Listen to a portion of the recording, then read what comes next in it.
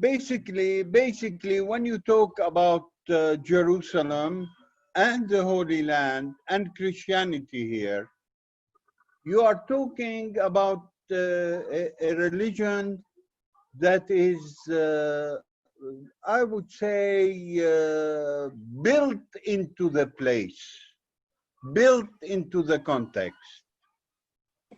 So it is a religion of the place, for the people of the place. While if you look at any internet site on Christianity in the Holy Land, you'll get thousands of links. The main places of attraction really are the places where Jesus Christ was born in Bethlehem, walked the land in Galilee, Tiberias, walked the lake also, and also on a variety of places from Nazareth to Bethlehem to Jerusalem to Ein Karim. You cannot miss the richness of the place. Certainly the Holy Sepulchre remains an attraction. And yeah, the core or the attraction or the central, because it is there that you had the death, crucifixion of Jesus Christ, and it is there that you have the resurrection. Now, Christians throughout the world believe in the resurrection of Jesus Christ, and this is part of the faith. Now, if you look at the cultural aspects of Christianity in the Holy Land, you know, right away you are reminded of the Holy Fire. You are reminded also of the Holy Week, which is a central, not, I wouldn't say attraction, but it's a central bond of the people of the Holy Land with the pilgrims who come from all over. It used to be, for example, that before the Russian Revolution of 1917, thousands of Russian Christians would come as pilgrims. Some of them would die on the way. Others will die here, and they would be, you know, entombed here in the Holy Land. Naya, I'm speaking. Part also, in more recent times, you got the Egyptian pilgrims who would come. You got the Cypriot pilgrims who would come. And for the local Christians, it is a sort of, I wouldn't say simply exchange of commodities, but it becomes like a beautiful market during Holy Week, in which you have exchanges with Egyptians, with Cypriots, with Lebanese who used to come here before 1967.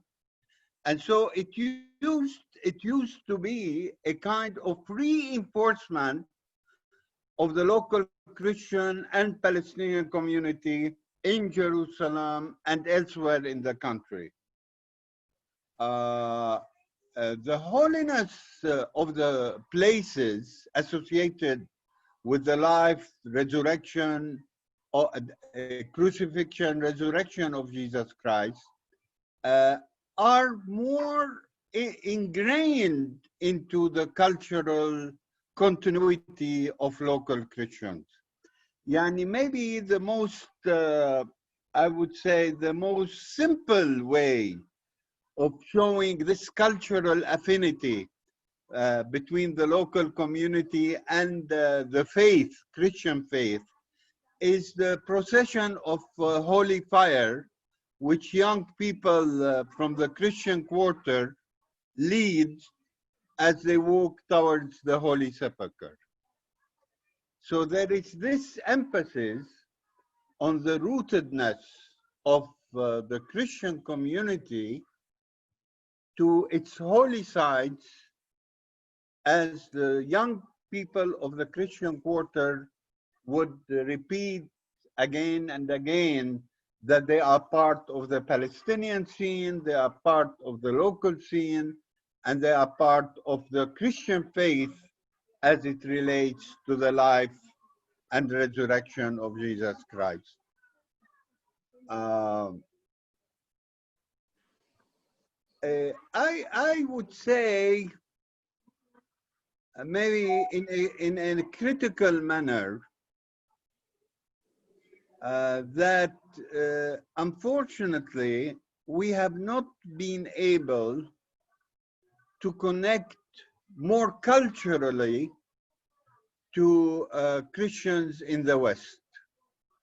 Even though there have been attempts, and His Grace Bishop Munib knows quite well this, that there have been continuous attempts at reaching out and connecting with the Western Christians. But something remains missing because most Christians in the West, when you tell them, I'm a Palestinian Christian, they say, what?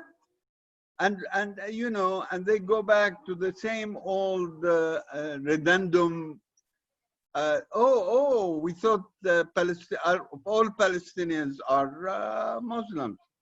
Now, when you start explaining to them that Palestinian Christians are part and parcel of Palestinian society, and that our experience as faithful Christians should be understood within that framework of being part of the Palestinian people and its history of pain, sufferance, anticipation, and hope.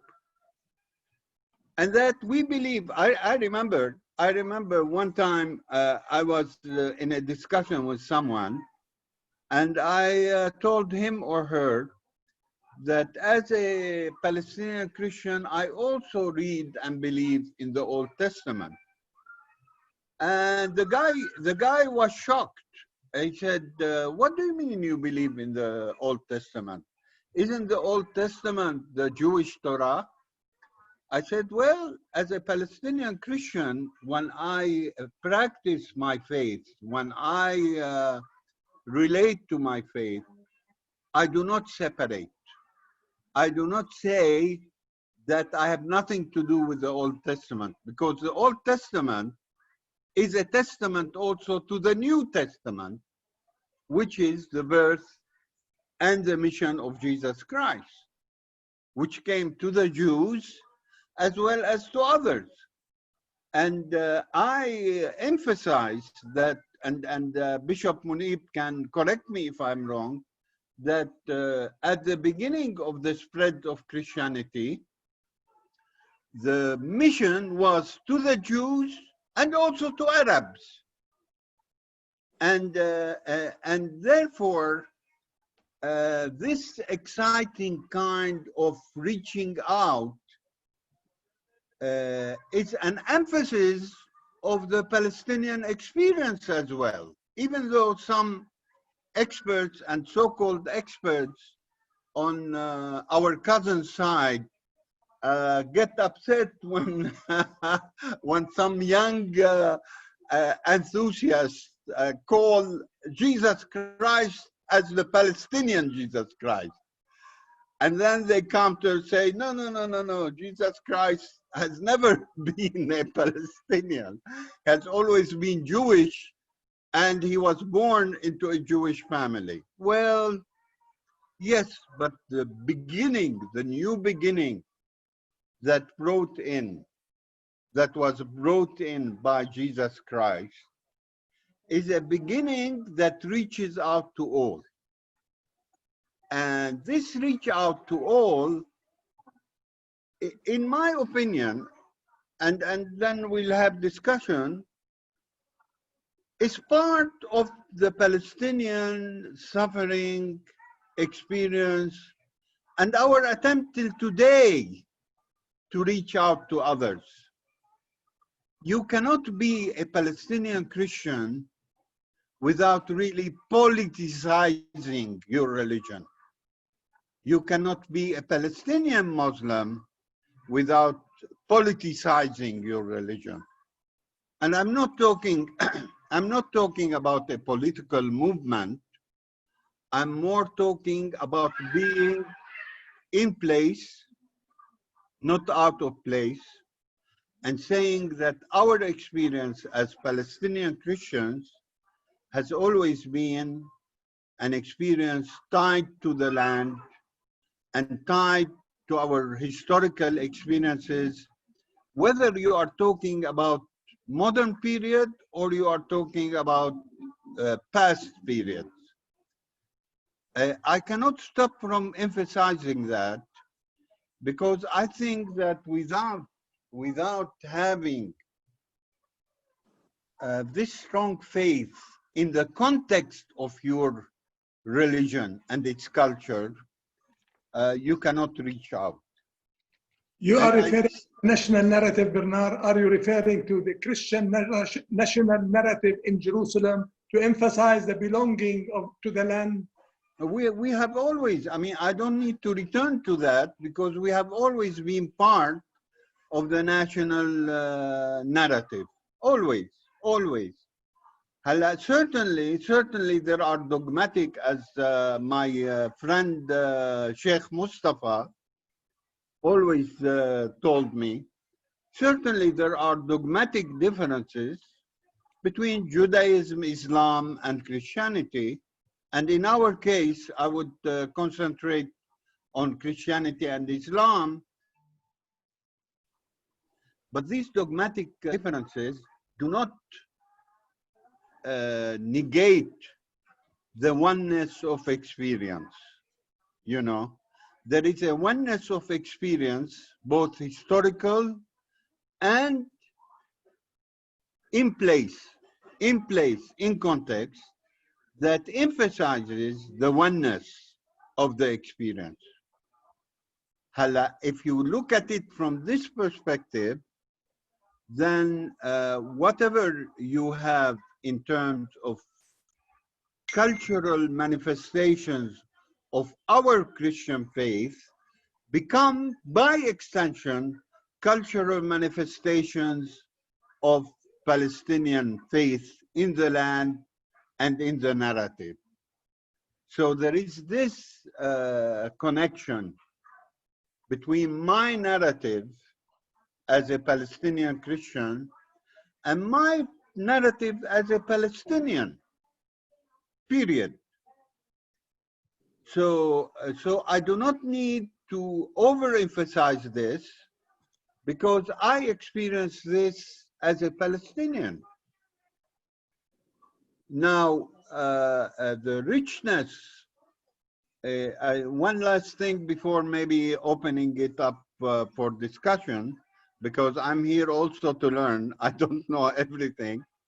I just finished a demographic study on Palestinian Christians, both in Israel and in the occupied Palestinian territory. And it turns out that Palestinian Christians of all denominations, of all churches, come to around 180,000 in Palestine and in Israel. Now, the estimates worldwide of Palestinian Christians are between 800,000 and 1 million, meaning that some 20% only of Palestinian Christians are here in the Holy Land.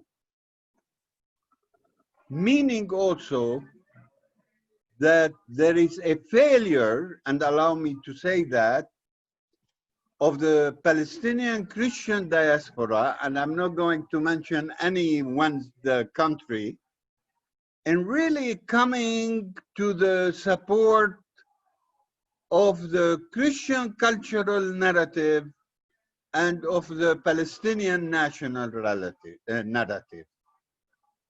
And, you know, I can, because I've done a study on Chile, I can think of Chile, where I think, in spite of some aid here and there, one Palestinian Chilean billionaire can support potential Chilean artists with a donation of $1 billion, while if you ask him about his roots in Bethlehem or Bejala, he doesn't relate. So this is a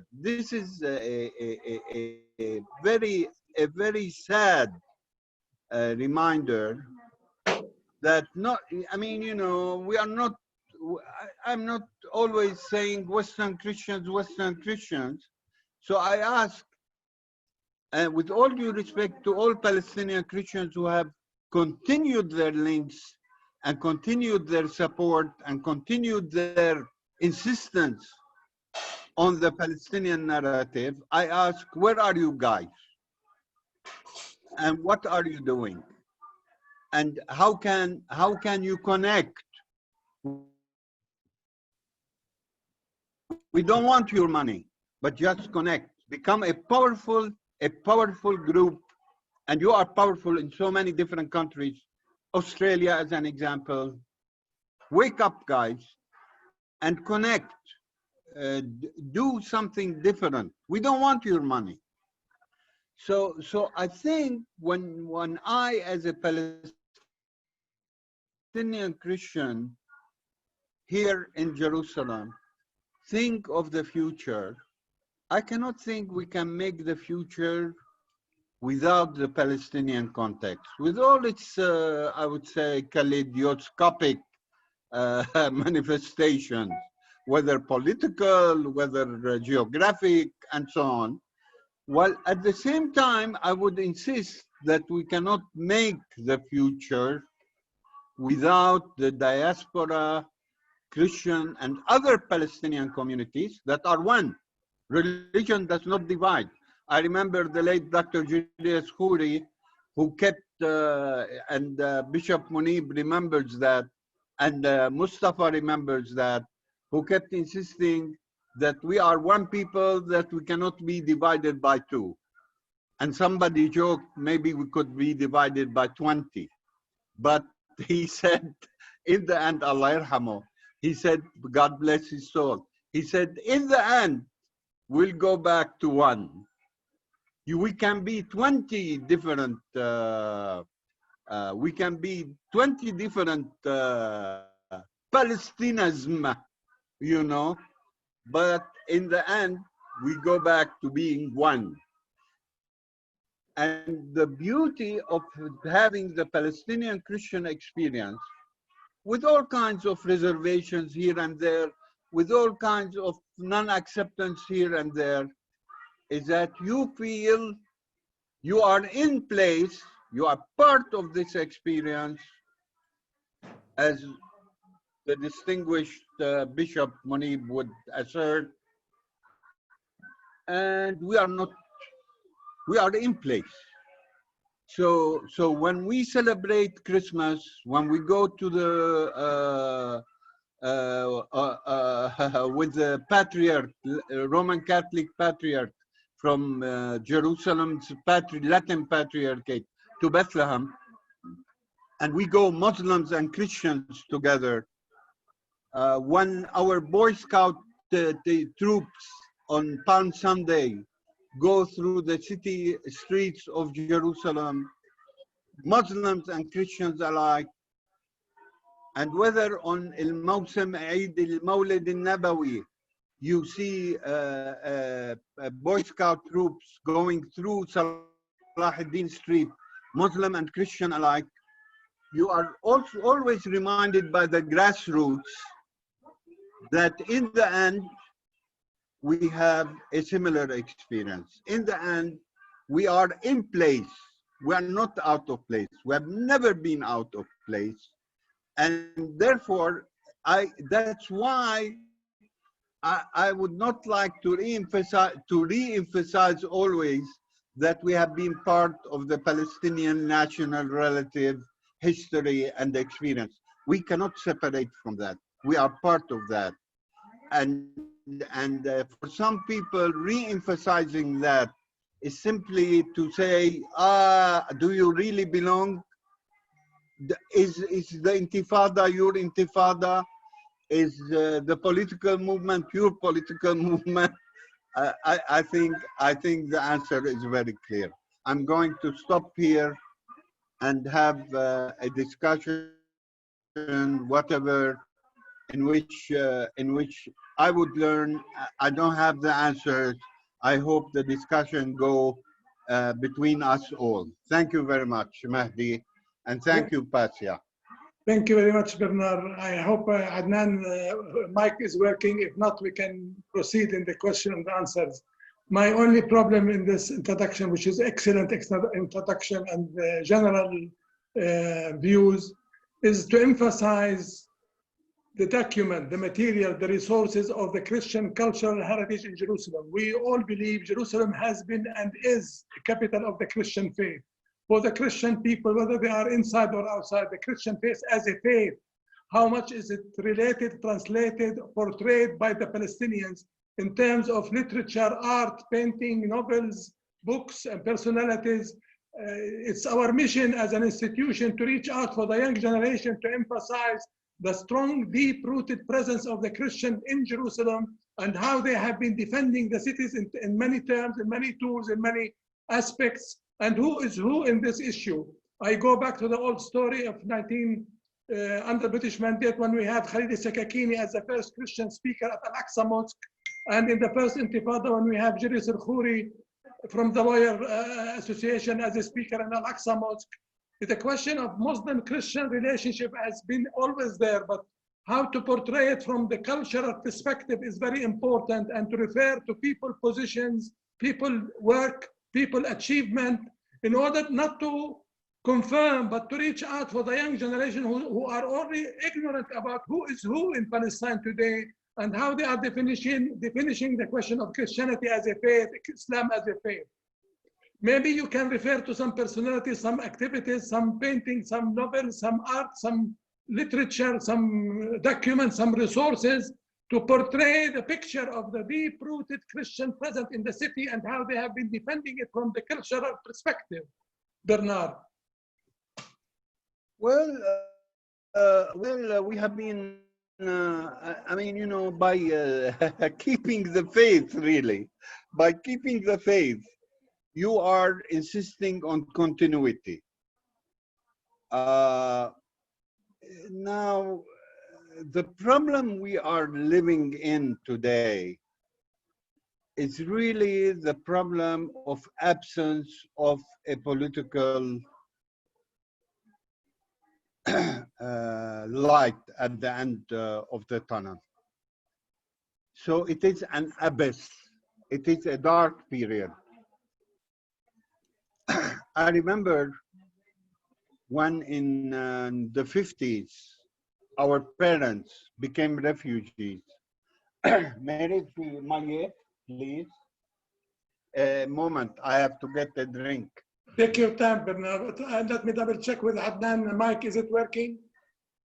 I cannot hear you, Adnan. I cannot hear you. Nobody can hear you. It's not working. Mustafa, mic is working? My mic is working. Thank you, Mustafa. Thank you. Bishop Munib, working? It's working, yes. Do you hear me? We are waiting for Bernard to respond on the, my concern in this session is the cultural heritage of the Christian people in Palestine in general and in Jerusalem in particular. The material culture, the churches, the Christian waqf, the cemeteries, you know, if you could shed light on all of these, please. I wish you can now remind Bernard when he comes back from the from his. Yeah. Then please give me the chance. You have a good point, Mustafa. You have a very good point about this dimension. Listen, Bernardo, Mustafa, comment first and go back to your answer. Go ahead, Mustafa. Yeah, well, thank you very much. My question is about if you could basically shed some light about the churches, the Christian Waqf, the cemeteries, the material. What challenges do you have? You know, what's going on? You know, we know the story with the Islamic Waqf. We know what happened to some Muslim cemeteries like Mamela. They built the Museum of Tolerance. The Wiesenthal Center, Rabbi Hayer built this monument to himself. What's going on with even in Jaffa right now with the Is'af cemetery? The very last part of it, in fact, it's less than 1 dunum at this stage. So if you could shed light on the material heritage, please. Well, Mustafa, I'm not an expert on church waqfs. I haven't touched the topic. Like others, every time there is a prospect for sale of land or for takeover of land, then you get this passionate plea on behalf of people, please do not sell. Or like what's happening now with Omar bin al-Khattab Square, Imperial Hotel and Petra Hotel. People just feel that they have been hurt, not because they are getting any, I would say, financial benefit out of the Omar bin al-Khattab Square, but because they think there is a kind of invasion on your religious space, okay? And when you get this feeling that there is invasion of your religious space, you get hurt inside. And the result of this hurt can be anger, and can be also anger at different sources. Whether it's the settlers, whether supposedly some people who are responsible for this sale or that sale, but there is a feeling that it has been our space, our territory has been invaded. And why I'm mentioning that, because I feel every time there is a kind of invasion on a cemetery like Is'af in Jaffa, or Mamilla, or the Greek Orthodox properties at Jaffa Gate, or even the sale in Nazareth, okay, that it seems, I don't know to whom the sale in Nazareth, but it seems that you are losing part of your own self. And it is not simply a religious matter. I mean, people like to reduce it to religion because it's simple and because it may get others to rotate against the topic. But in my opinion, it's a hurt that it reaches to you as a person, as a community, and robs any potential for possible coexistence. It's exactly like what's happening with the issue of annexation today. Annexation is an invasion. Invasion not only of territory, but invasion of the possibility of really finding a way out, whether it's a two-state solution or a one-state solution or whatever. So this is where my concern is when you talk about church waqfs, when you talk about cemeteries. I mean, the worst thing that can happen in any scenario is for a cemetery to be desecrated by any group. And I'm not here speaking as a politician, I'm speaking as a person. So when you desecrate a cemetery belonging to another group, it's like you are really negating the experience and narrative of that group. And that hurts inside. And unless we learn to respect, really, to respect what the generations have bequeathed to us in terms of cemeteries, in terms of property, and to really respect that, then we are not going to have peace in this land. And I'm being, speaking in general. When I hear every day the stories of settlers in the northern West Bank burning olive trees or taking over property or building an illegal outpost or doing things, that means invasion, that means disrespect. And likewise, when you talk about church property, waqf property, Islamic waqf property, cemeteries, it hurts people, and it hurts people at the most basic level.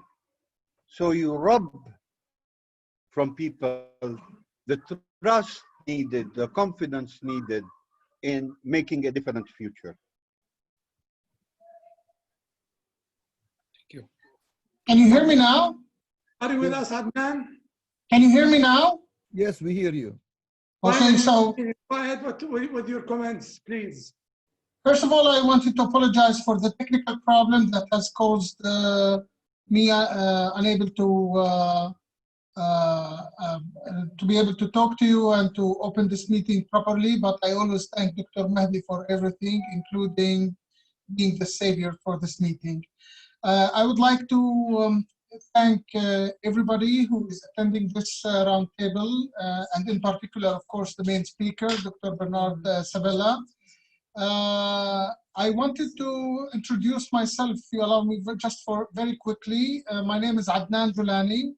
I have started about 3 weeks ago with PASSIA as a project manager for the project protecting or preserving the Islamic and the Christian cultural heritage in Jerusalem. That project is funded by the European Union and is being implemented by 3 main partners, which are PALVIGEN, ACT, and PASSIA.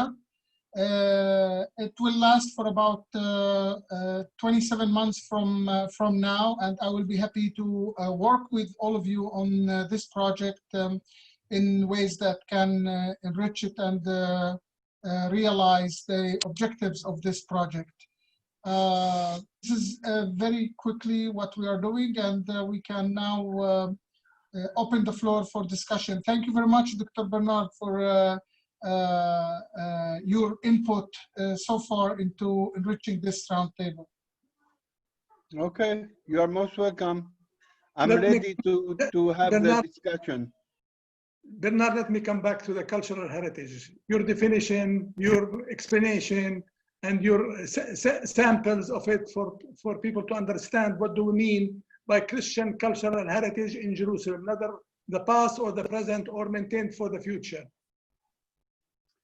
Well, basically, when you talk about cultural heritage, you are talking about all the all the manifestations of arts, crafts, and really social and religious movements or manifestations that take place during the holy days and during regular days. Yani, I'll give you an example. Candle making in the Holy Land.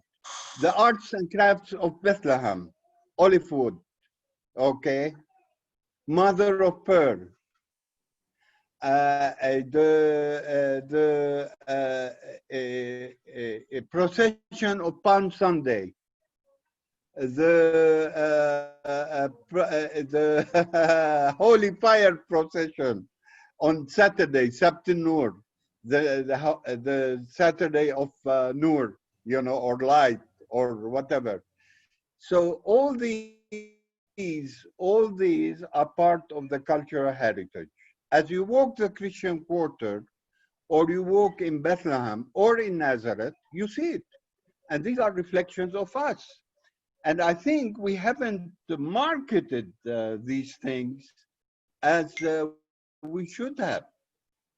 I remember one time we were in the Netherlands with the late Nasir Aruri. You know him, you used to know him, Mahdi. And we were in Delft. Delft in the Netherlands is very well known for its, you know, what you call Armenian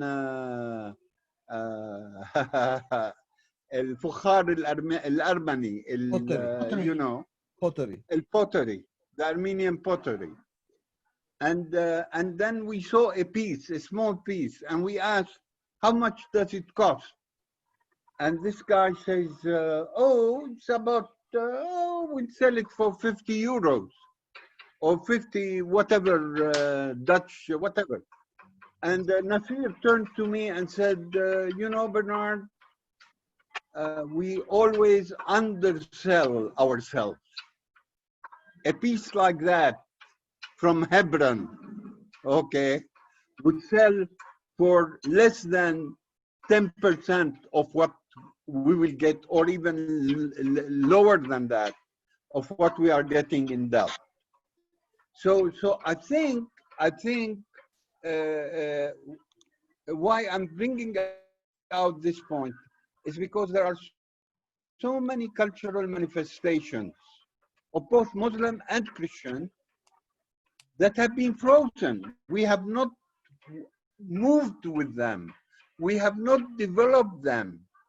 And therefore, maybe after the corona pandemic, we can give a thought for that. How can we, you know, like I like a lot what some try to do with the icons, even though there are some churches that do not like icons, but trying to get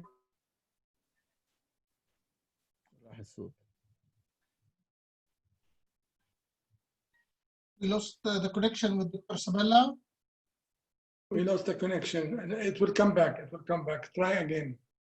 people, young Palestinians, the It's arts back. and crafts of the It's back again.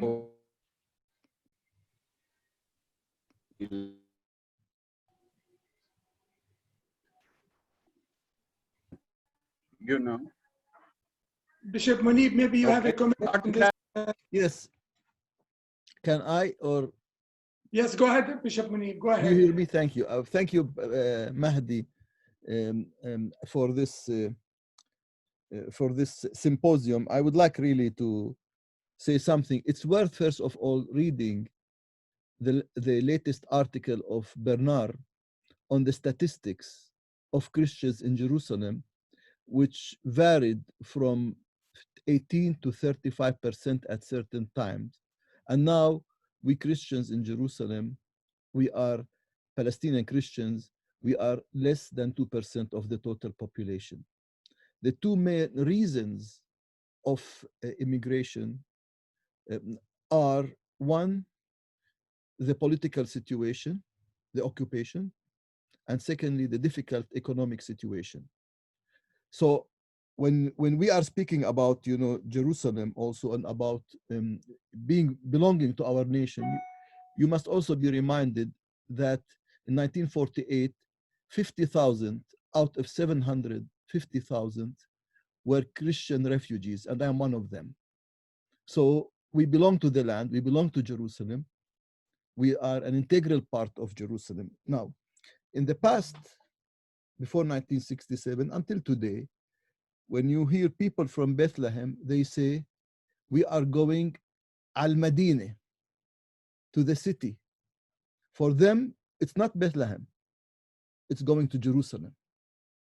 And this is part of the Christian culture, to come to Jerusalem, either as a pilgrim or just to visit those holy places. You know, Saint Mary, Easter, the Via Dolorosa. These are the culture, the heritage, the culture of Christians in Jerusalem that are deeply rooted in our Palestinian culture, in our Palestinian mentality. Even those who don't believe, they will say, we go to the Medina, to the city, because it means a lot for us, Jerusalem, and it is deep in our hearts. Another issue I would like to say, that the pilgrimage which comes here is also not religious, also cultural. You know, that I remember the Cypriots and the Greeks, when they used to come, and some European countries from Italy or France, they used before to adopt a Palestinian Christian child in baptism and to be the godparents. They considered it a blessing for them to have a Palestinian Christian child as a as you know, their godchild, and they took care of them. This connected, you know, the Jerusalemites especially with the international community, with the Christian community in the world. And another issue which is very important, you have not, when we speak about cultural heritage, Christian heritage, we have schools that are run, and they are not only for Christians, they are for Christian and Muslims, and high standard schools. All the churches that have schools, they have future in Jerusalem. Those churches who do not have schools, they are losing. This is the strength, because you are becoming a cultural and political entity of Jerusalem. Secondly, we have study institutions which are Christians. They come for pilgrims to study about. All the churches have such centers. You know, these are very, very important. You know, we have archaeological centers that come and study about, you know, the heritage in Jerusalem. So I mean, so when we speak about, luckily until today, our cemeteries in Jerusalem have not been touched, have continued to serve, you know, for the dead. Certainly, what has been done, we don't understand it. You know, we don't know the details, and I don't want to go to the details of selling of land or selling of places. We don't know the details. It's very complicated.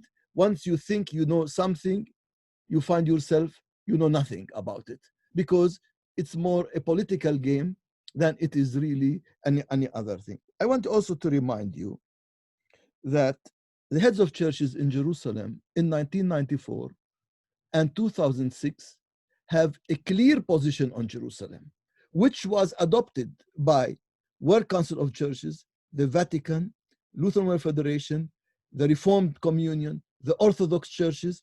It is a position which it's good to study it, and it's worth to really to see it, that it's very good and deep about remembering that don't forget, you know, the cultural and religious side of Jerusalem that is usually forgotten by speaking only the political side. I hope, Mahdi, you can really once take these two documents, 1994 and 2006, on the position of Christian churches on Jerusalem, that has become really very well known in the whole Christian world, and to study it to understand the importance, you see, of Jerusalem.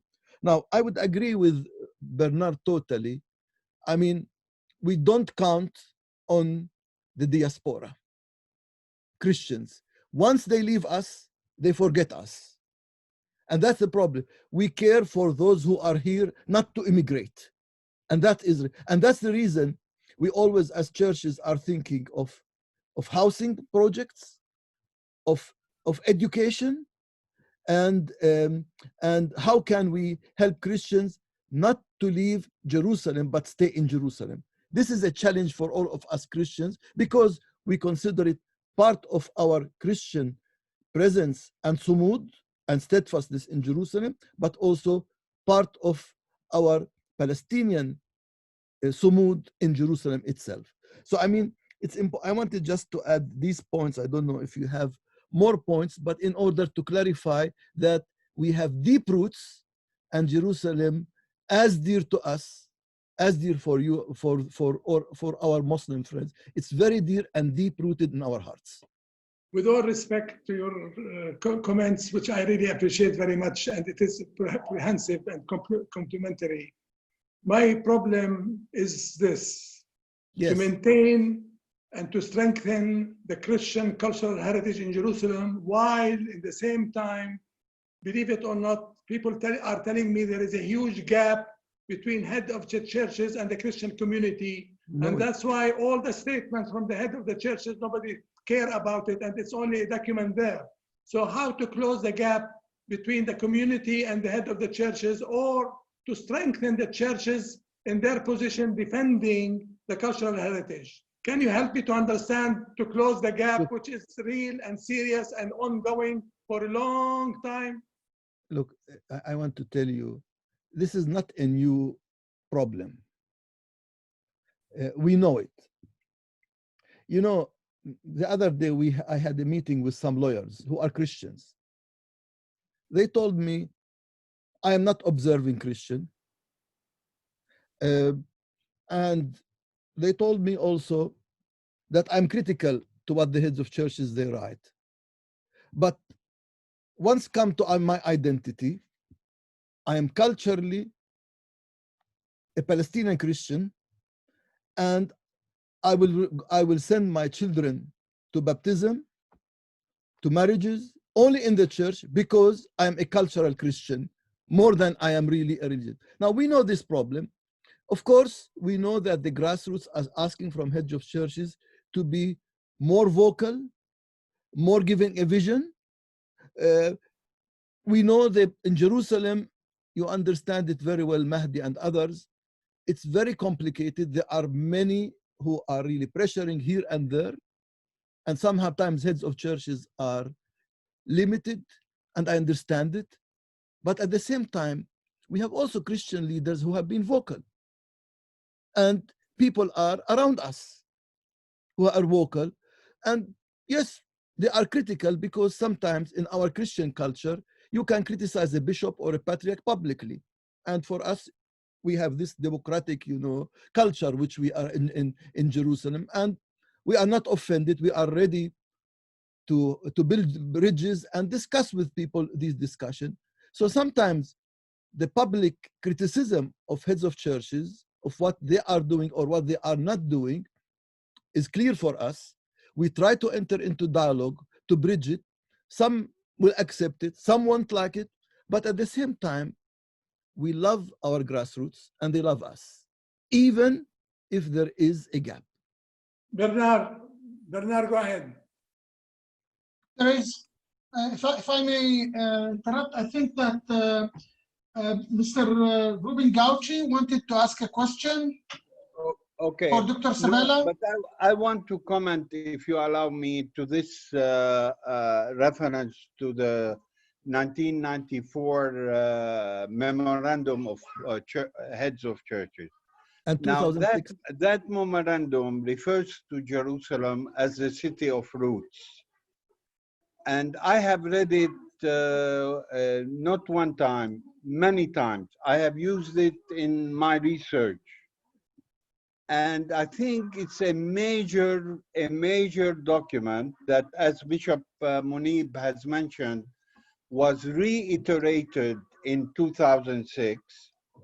And it basically, when I looked at it, I wanted to see whether it is opposed to the Palestinian narrative about the city.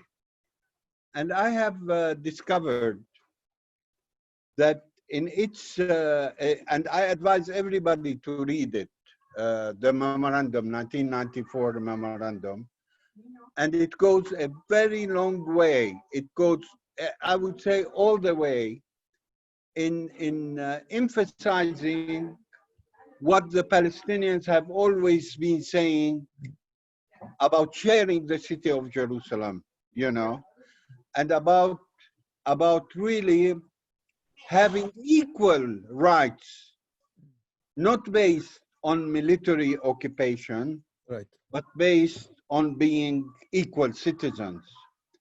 And this goes, in my view, all the way to the city of Jerusalem being a city in which Palestinians and Israelis share the city with East Jerusalem as the capital of a future Palestinian state, and West Jerusalem as the continuing capital of Israel.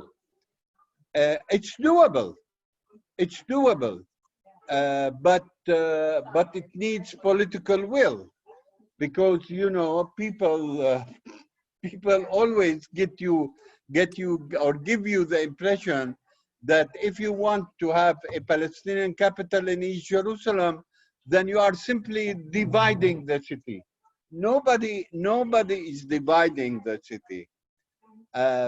People are saying, I go back to this notion of invasion. When you decide to do things in the city, in the eastern part of the city, and there is no, I would say, even talk with the people living in the eastern part of the city, okay?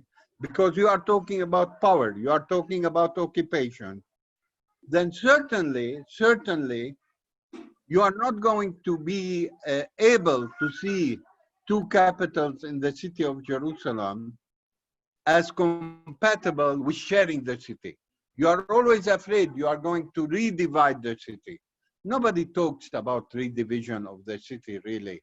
And that's why when Bishop Munib referred to the 1994 memorandum, I think it is a basic document in which really the heads of churches in Jerusalem link up not only to Christians, but to others in the city.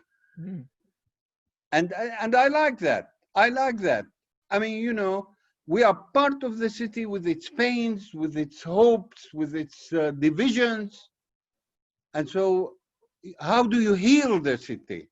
The city is not healed. So how do you heal the city? Do you heal the city by really confiscating the eastern part and saying it's all one capital? But this is a political question. And unfortunately, in our Holy Land, even the most religious manifestation of going to pray become a political act. On all sides, all sides. Mazboot, you are right. Ruben? Thank you very much. It's my pleasure, as always, to be in these PASSIA meetings and briefings. I have a question for Dr. Sabella. First and foremost, Doctor, are you hearing me? Are you hearing me? Yes. Yes, okay. Yes. First of all, I have your book in front of me. The famous book. The famous or book. the infamous book. No.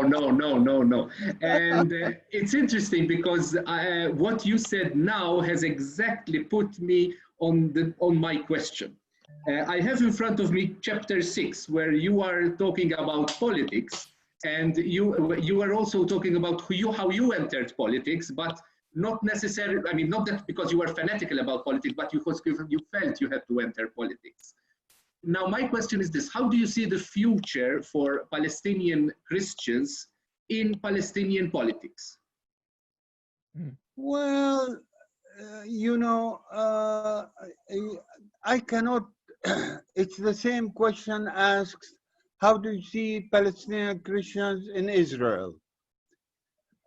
I think you cannot, But I'm talking about Palestine, I mean. Yeah, but that's what interests me. In Palestine, we are not simply part and parcel, but really we are overrepresented in, I would say, the liberal professions, in human rights organizations,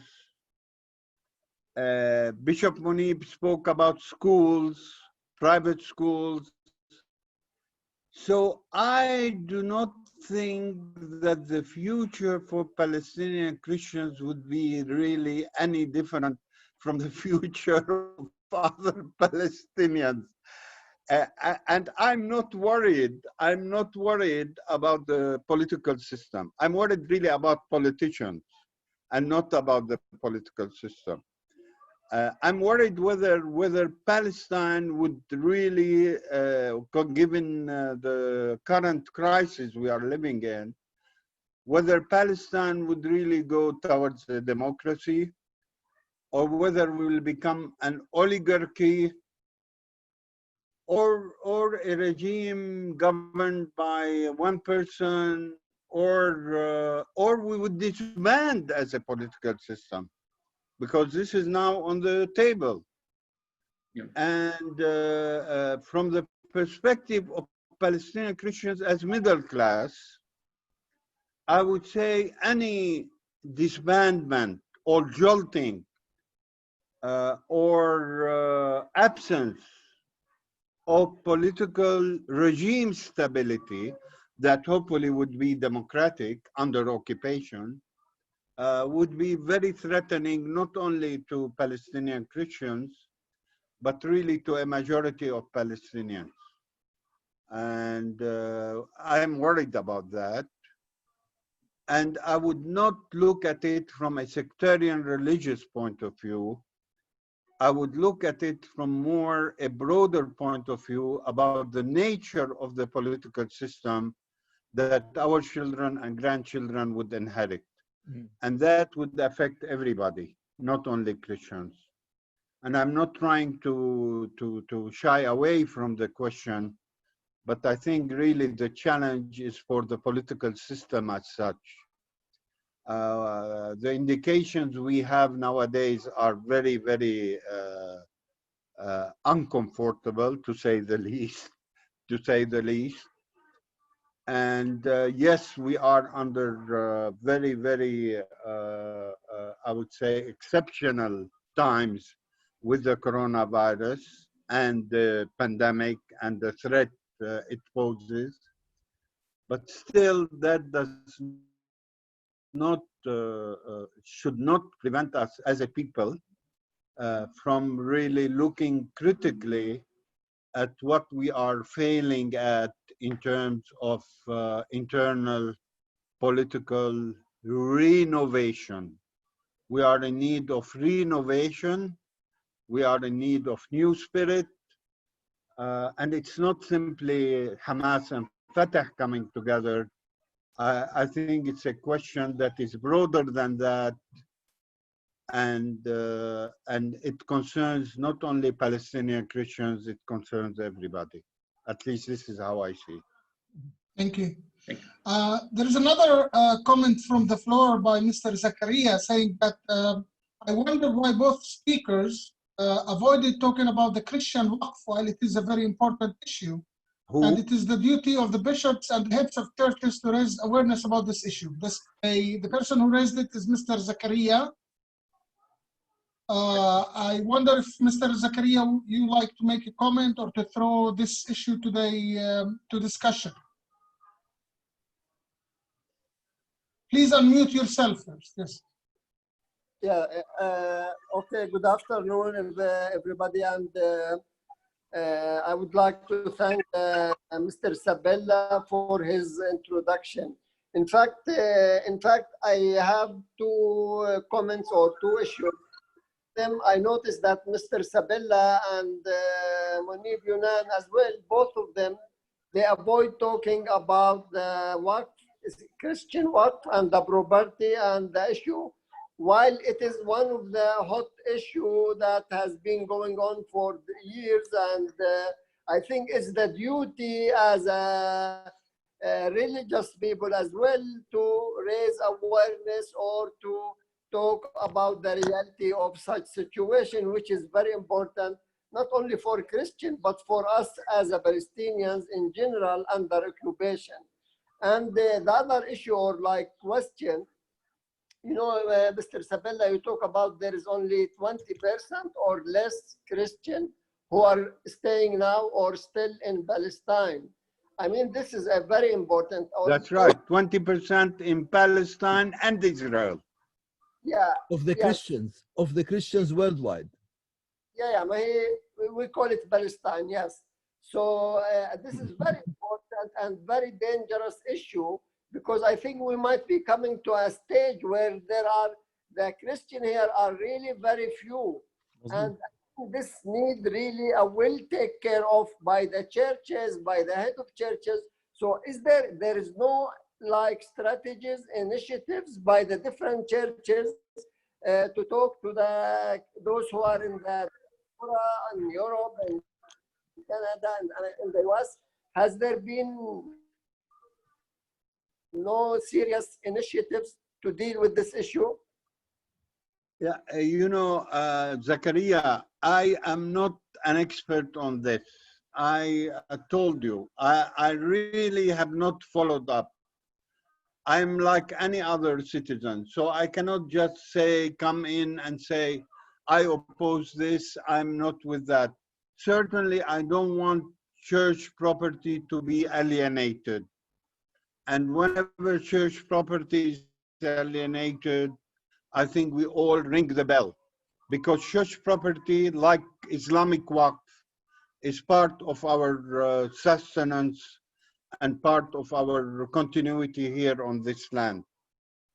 So whenever we feel, whenever a piece of property, church property, go away, is sold, this hurts us, okay? I don't know of efforts. I know that some churches have tried to generate some funds in order to deal with debts and loans and so on, but they were not successful. That constrained them into selling and into contemplating to sell property, while keeping in mind the interests of the local community. So it's a very difficult situation when you have mismanagement in one of the churches and you have to pay for that mismanagement. So it is very difficult and painful, but I haven't really followed it up academically or went into deeper research on that. There's a person who's identified here as iPhone requesting to comment. So, Mr. Yes, hello, this is iPhone, the floor is yours. Laila Shadid Hoskin from the Norwegian Representative Office. Again, Laila who? Laila Shadid Hoskin from the Norwegian Representative Office. Yes. Excuse me, I have some boys crying with their father downstairs. So there's some sound. Same here. Okay, so I just want to say thank you very much for this a very interesting roundtable, and I've been quite interested in this development on like the shares of Christians in Palestine, and I actually find it quite alarming that. As of now, and now I'm referring to PCBS's data from 2017 and also backed up by some other sources, that it's less than 1% Palestinian Christians in Palestine. Right. So it is really quite a sharp decrease that we're talking about. And also, because I'm not in a position to kind of lecture you or give you any info here, because you have provided lots of the reasons for migration and so forth, and you've also highlighted the great value that the Palestinian Christians do play and do have for Palestinians as a whole, with all the institutions, health, schools, and the contribution, not only cultural, but also to the economy in Palestine. But I'm also quite, find it sad that that the Christians in Palestine have not been able to, as was previously said, you know, unite, talk with one voice, and kind of use this huge legitimizing power that is there potentially in kind of mobilizing the billions of Christians in the world to kind of that the diaspora is more on board with the little percentage of Christians in Palestine. So I think this is really important. And I also find it a bit sad. One of the speakers today highlighted that once Christian Palestinians have left, we have lost them. We cannot count on them. We rather have to focus on keeping the rest of us staying here. So this is what I kind of want to challenge, that should in a much larger degree actually work actively to reunite and mobilize as Christians in Palestine. So that's the most important point that I would like to raise. Well, if you allow me, I would say a couple of points, and then if Bishop Munib would like to respond as well. Yes. One point on the demographic, 1%. I'm not really sad about that because, you know, it has to do with the natural increase of the general population. So therefore, naturally, you are going to be less. So when you talk about Palestinian Christians in Israel and Palestine, you are talking about 170,000, okay? Now 170,000 who are really active in a variety of ways, who are very good students, who have universities. You have out of the 8 large universities in the Palestinian territories, you have 3 Palestinian quote Christian universities, you know, which is a good thing. I mean, you know, I don't like to say Christian and general, Christian and Muslim, but you know, we are there. We are on the Palestinian map. And so I am not sad about that. I'm worried, but not sad. I think we will keep going on. I always remember the answer of a woman when we had the survey from Ramallah. We asked if you contemplate of migrating. She said, so long as we have za'atar and olive oil, I will never consider migrating. I said, what do you mean za'atar and olive oil? She says, I can live on that forever and ever. So I don't need the wealth and the comfort and whatever is found in Chile, USA, Canada, Europe, whatever, or Scandinavian countries nowadays. So I'm going to stick here. Now, on the second question on diaspora community, and this is just off my head, I think we have over 85 embassies, Palestinian embassies all over the world. And I have never examined, maybe it's my problem, but certainly it is a Palestinian problem. I've never examined how our embassies, aside from some activities here and there, have developed a strategic plan to reach out to Palestinian communities, whether they are Muslim or Christians, in the different countries. I don't know if this is part of the mission mandate of our Palestinian ambassadors and embassies to reach out. But we have this system, and so hopefully in the future, somebody could work on a strategic plan for the Palestinian Foreign Ministry to get, where relevant, in countries where relevant, someone to work with the Palestinian communities found in that place, with specific goals, and not with blah, blah, blah. Not we are all one, we speak with one voice. And lastly, last comment I have is it is very difficult when you have 13 different churches, recognized churches, with different colors and with different clerical clothing and dresses to speak with one voice. I do not expect them to speak with one voice, but it is so nice that the churches now are coming together every month and they are talking with each other. Hopefully, this would be a first step towards really having one voice on some matter. You're not going to have one voice on all matters. I leave this with the Bishop Munib. Thank you.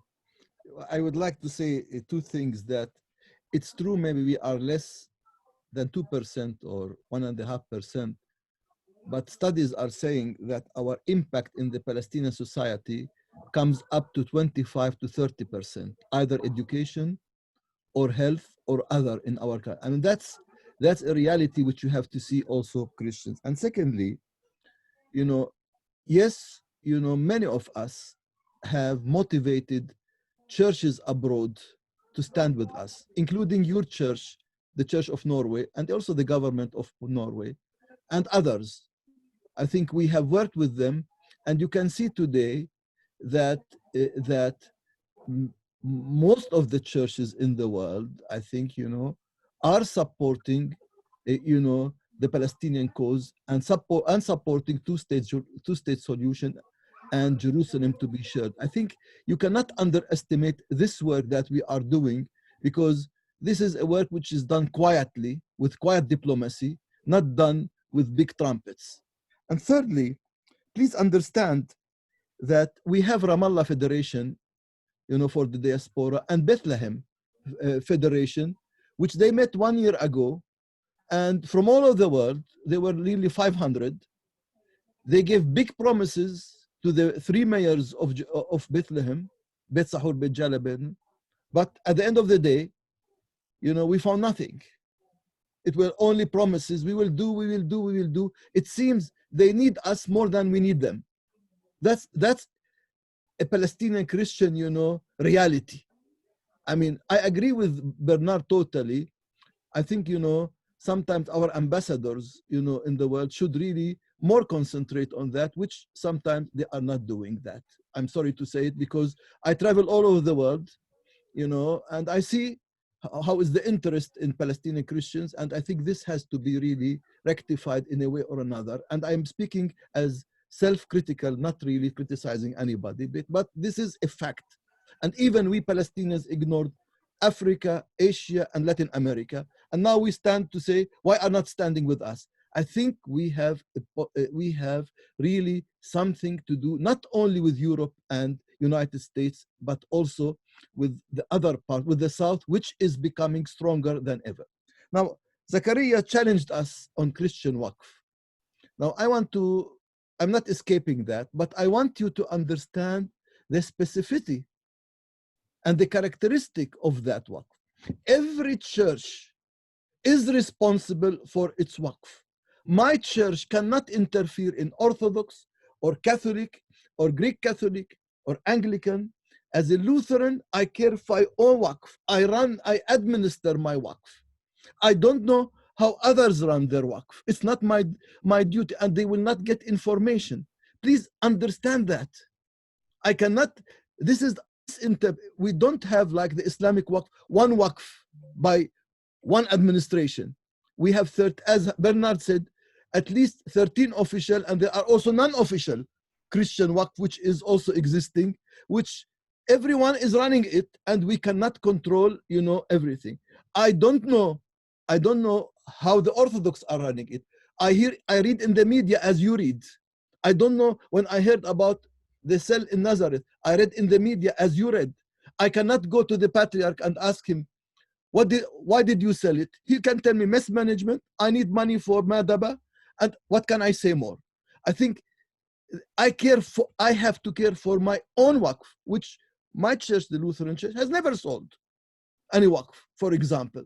I mean, you have to look at also the positive, not only the negative about churches, you see, because the media sometimes, they have an intention also to discredit Christianity in this part of the world, as if, you know, we are traitors. No, we are part of our people. For example, you know, about, you know, when the Christian churches felt that you know, Jaffa Gate is in danger, they have written a statement which you have to read it, and it was accepted by the Vatican, by the World Council, by LWF, by Lutheran Federation, where it said, we are now afraid of the Christian presence in Jerusalem.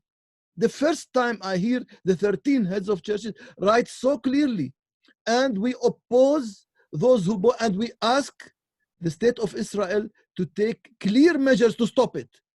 And I think, you know, I know the patriarch went all over the world, including to Russia, in order to save that property. Now, what do I know more? I cannot tell you, because I don't know. I cannot tell you what I don't know. Like Bernard said, I know about my property, which we have kept it intact. The others, you know, we have to find out, we have to study it, and there is nothing which we can study because everything is done, you know, in their own way, which we don't know it, and we don't have any clarification except what we have read, you know, in the court case. But this is the limited knowledge, and I cannot say about what I don't know. So Zachariah, please understand us.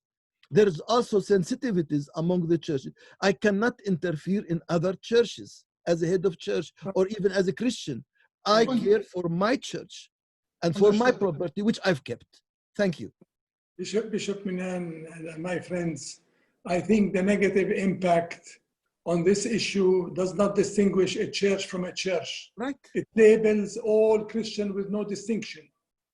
And that's why this introduction could help us to think out loud of coordinating, of exchanging information, of establishing an umbrella that people can exchange information, ideas, contacts, exactly as the head of the churches came with such a document against the confiscation, against the land sale, against the issue.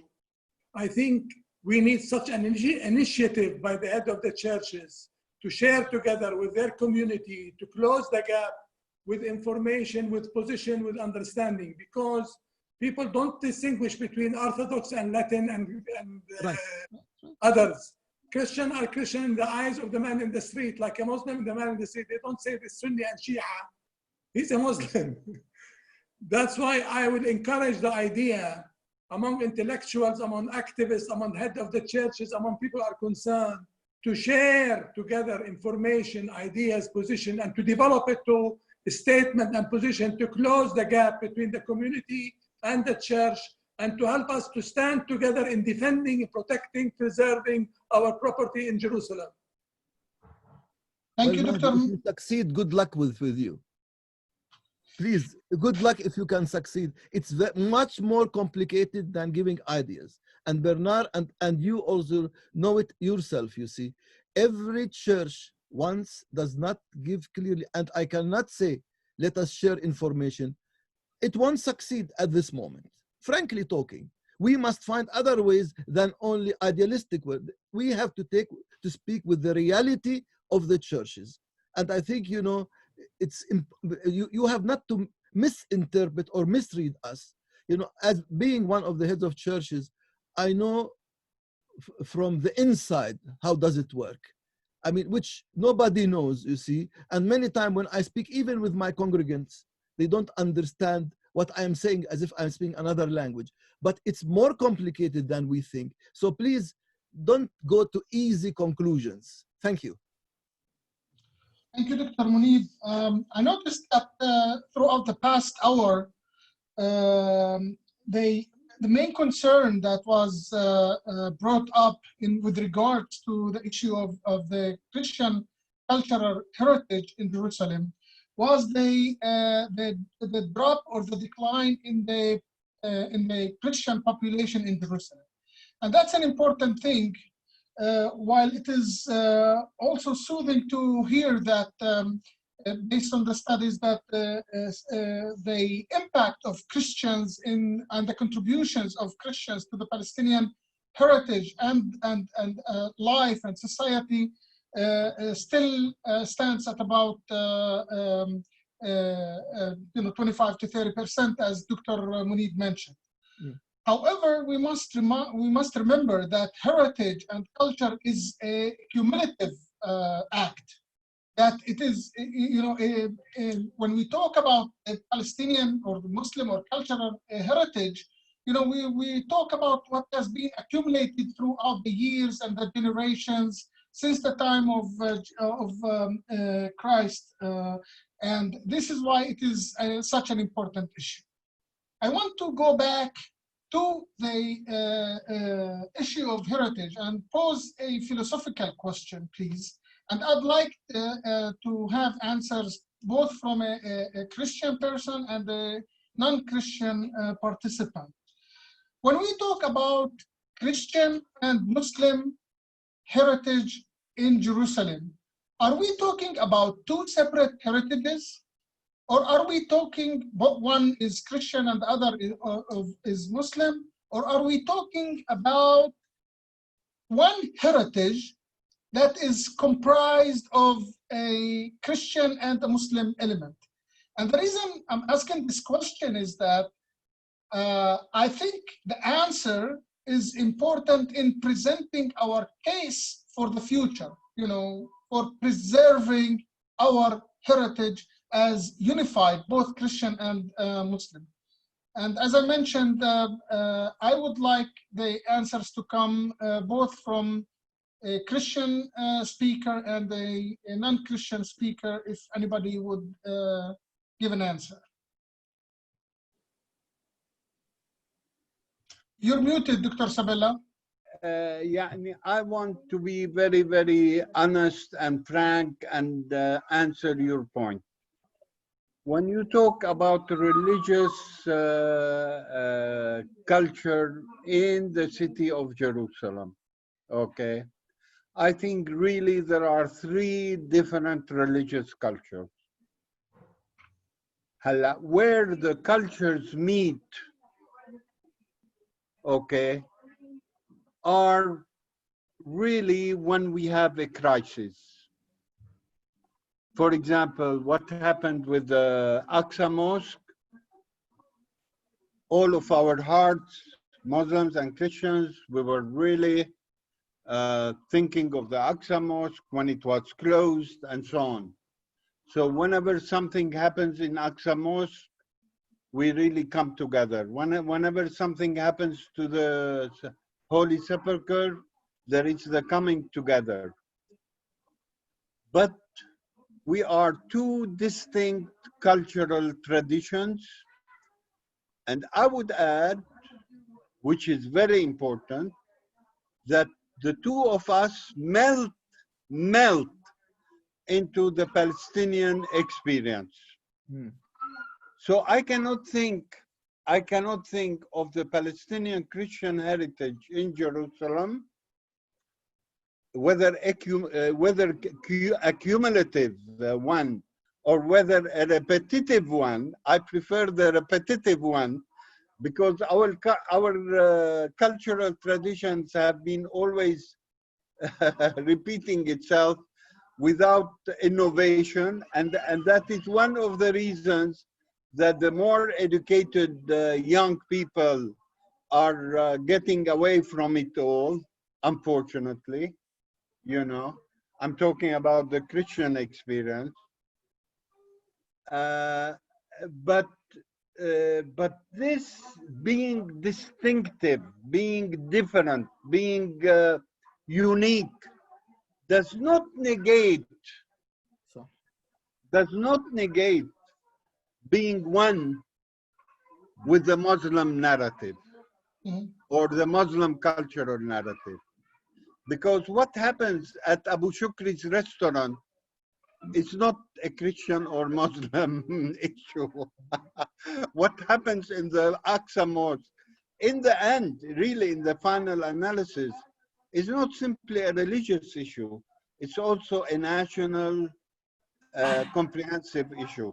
Maybe I'm oversimplifying, but I would say that if we approach the distinctive cultural experiences from this perspective, then we may be able to touch base with each other in more positive manners, you know. And we may be able also to educate people, because sometimes the problem is not that Islamic and Christian cultural heritages come together or don't come together. The problem really is lack of education, is illiteracy by people, is non-acknowledgement by people, whether Christians or Muslims, or for that matter, Jews, you know. I never forget one time we were in a funeral procession at Jaffa Gate, and we had some religious Jews, young religious Jews, standing there laughing at the cross and laughing at the procession, you know. Lack of knowledge, lack of respect, lack of understanding. And it can happen among Muslims and Christians as well.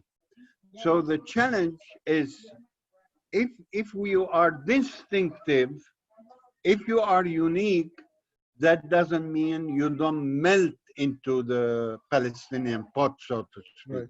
Right. And so I'm not worried about that. Any other speaker would like to take it from a different perspective, try to tackle this question from a different perspective, from the Muslim perspective?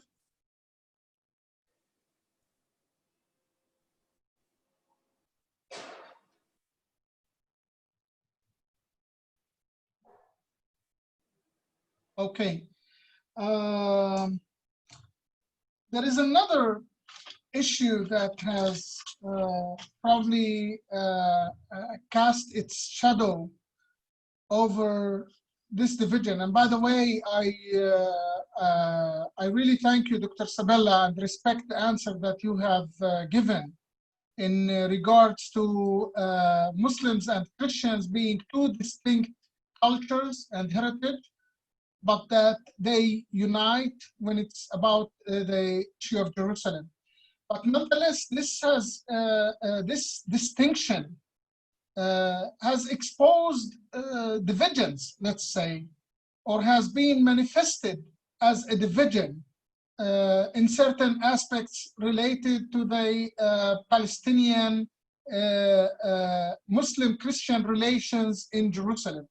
And there have been instances of that. Most recently is the opinions, both to a certain extent, Palestinians and Christians had with regards to Hagia Sophia. And I think, I don't want to go into much details into that, and probably I think that Dr. Mahdi would not have preferred that I raise this issue. I think that the distinction in heritage brings or highlights the importance of further education. Although we live together, although we are neighbors to each other, although we buy and sell from each other, although on a professional level we don't see that distinction on the level of contribution to the Palestinian civil society, Palestinian rights in Jerusalem, you know, all these things, but there is this, you know, hidden line. What can we do to make this line melt even further? He just told you education, information, overcome the illiteracy. There is a huge illiteracy in our community. We need more education, more information, more communication, more understanding in the interpretation of the issues, and to respect each other's symbols in the city. صحيح.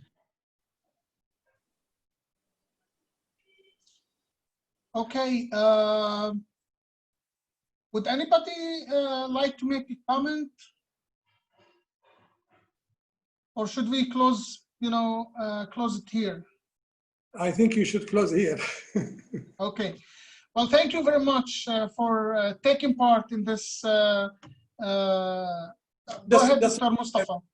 Dr. Mustafa has something I raise my hand. Thank you. It's just like it's a thank. Yeah. أنا بس بدي أقول إنه thank you very much, guys.